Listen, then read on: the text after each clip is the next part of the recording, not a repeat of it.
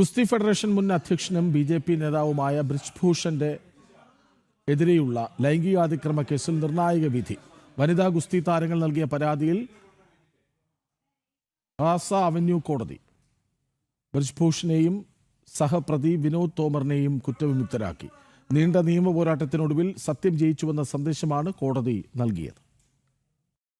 രാജ്യത്ത് വൻ രാഷ്ട്രീയ കൊടുങ്കാറ്റ് സൃഷ്ടിച്ച വനിതാ ഗുസ്തി താരങ്ങളുടെ പരാതിയിലാണ് ഡൽഹി റൌസ് അവന്യൂ കോടതി നിർണായക വിധി പുറപ്പെടുവിച്ചത്. കേസിലെ പ്രധാന പ്രതിയായ മുൻ WFI മേധാവി ബ്രിജ്ഭൂഷൺ ശരൺ സിംഗിനെയും മുൻ അസിസ്റ്റന്റ് സെക്രട്ടറി വിനോദ് തോമറിനെയും additional chief judicial magistrate Ashwini പവാറിന്റെ ബെഞ്ച് പൂർണ്ണമായും വെറുതെ വിട്ടു.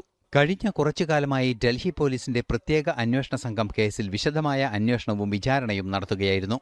ആരോപണങ്ങൾ തെളിയിക്കാൻ തക്ക തെളിവുകളില്ലെന്ന് വ്യക്തമാക്കിക്കൊണ്ടാണ് വിചാരണ കോടതി പ്രതികളെ വെറുതെ വിട്ടത്. കേസ് മുൻനിർത്തി പ്രതിപക്ഷം നടത്തിയ രാഷ്ട്രീയ പ്രചാരണങ്ങൾക്കും ആരോപണങ്ങൾക്കും വലിയ തിരിച്ചടിയാണ് ഈ വിധി നൽകുന്നത്. കോടതി വിധിയെ സ്വാഗതം ചെയ്ത ബ്രിജ്ഭൂഷൺ നീതിന്യായ വ്യവസ്ഥയിൽ തനിക്ക് പൂർണ്ണമായ വിശ്വാസമുണ്ടായിരുന്നുവെന്നും ഒടുവിൽ സത്യം പുറത്തുവന്നുവെന്നും വ്യക്തമാക്കി. फर्स्ट डे जब मेरा पहला वक्तव्य आया था तो हमने कहा था कि यदि कोई भी फैसला या कोई आरोप अगर साबित हो जाएगा तो मैं स्वतः फांसी पर लटक जाऊंगा.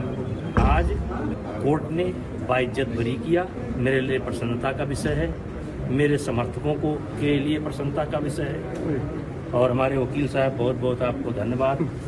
ആരോപണങ്ങൾ അടിസ്ഥാനരഹിതവും ഗൂഢാലോചനയുടെ ഭാഗവുമായിരുന്നുവെന്ന് തെളിഞ്ഞതായി അനുയായികൾ കൂട്ടിച്ചേർത്തു. കോടതി ഉത്തരവോടെ വിഷയത്തിലെ എല്ലാ രാഷ്ട്രീയ വിവാദങ്ങൾക്കും വിരാമമായിരിക്കുകയാണ്. ജനം, ഡൽഹി.